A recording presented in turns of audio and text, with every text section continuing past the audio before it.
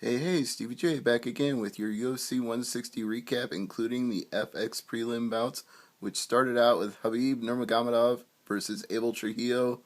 I think Khabib was going for the record for most takedowns in a fight because he would slam Trujillo to the ground, let him back up, suplex him to the ground, he'd let him back up, he'd take his back and throw him to the ground, he'd get back up over and over and over and over again. This one was easy to figure out on the judges' scorecards, 30-27 unanimous. Now you'll notice I look down here and there, but 6 hours is a long amount of fight, so I gotta check my notes here and there. Then again, it wasn't quite 6 hours because the main event ended a little early. We'll get to that. Coming up next was Colton Smith and Robert Whittaker, two former Ultimate Fighter winners. Whittaker won tough smashes in Australia. Colton Smith won tough in the U.S. And this fight was finished 41 seconds into the third round.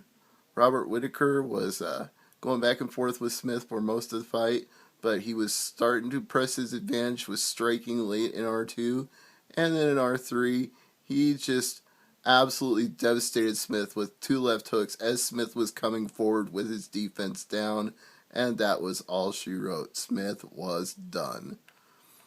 Next after that was Dennis Bermudez versus Max Holloway in one of the more controversial decisions of the night, because Max Holloway appeared to be getting the better of the striking throughout the fight, and inexplicably the judges did not see it that way. They scored a split decision 29-28 times 2 for Dennis Bermudez, which the crowd didn't agree with. Joe Rogan said, that's a puzzling decision. I couldn't agree with him more. It was mind-boggling that any judge could think Bermudez won 2 out of those 3 rounds.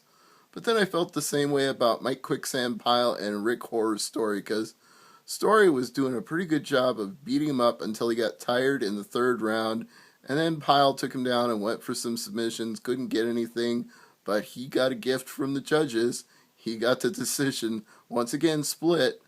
I don't know what was up with these judges tonight, because they really botched some stuff in the FX. Thankfully on the pay-per-view they didn't do so bad, but I mean, really, I just don't understand 2 29-28s per Pyle. What do you have to watch to think that in any way, shape, or form Pyle won 2 out of those 3 rounds? I don't know. Cowboy Donald Cerrone and KJ Noons on the pay-per-view card. And this one, thankfully, no controversy. 2 30-27s and a 30-26, and Cerrone was bloodying him up pretty badly in the third round, so not quite to the level of what we saw on Facebook earlier in the evening between Lil Heathen Stevens and his opponent, but close enough. It was getting up there in the blood quotient by the end of the fight, so Cerrone won in very dominating fashion. Speaking of dominating, TJ Grant, who was technically the underdog, number 5, versus Gray Maynard, who was ranked number 3, but most of the odds makers had TJ Grant as the favorite, including Brad Taschuk, who was a guest on our show earlier this week. And with good reason, I might add, because TJ Grant is a very powerful dude. He knocked his opponent down at 3-11, gave chase, landed a big knee and another knee, and Maynard went down. The ref stepped in and saved him. The official time was a TKO, 2:07 of the first round. After that was Glover Teixeira and James Te-Huna, and this one also did not go very long. 2:38 of the first round. Teixeira pulled guard, got the arming guillotine, Te-Huna tapped, and that was all she wrote. Glover Teixeira wins in dominating fashion. I'm 3 for 3 on the pay-per-view at that point, and it keeps rolling. But first, they bonused the Brian Bowles versus George Root fight to fill a little bit of time. Next up, Junior Dos Santos and Mark Hunt. Now, for the first 2 rounds, it could have been anybody's ball game. Junior was hurting him with right hands, especially the overhand right hook, and Mark Hunt was trying to tag him here and there, did manage to redden his face a little bit, but Sagano was pretty clearly ahead, and the crowd was very heavily in his favor. But you know Mark Hunt is the Super Samoan. He's got that one-punch finishing power, and he was definitely trying to land it.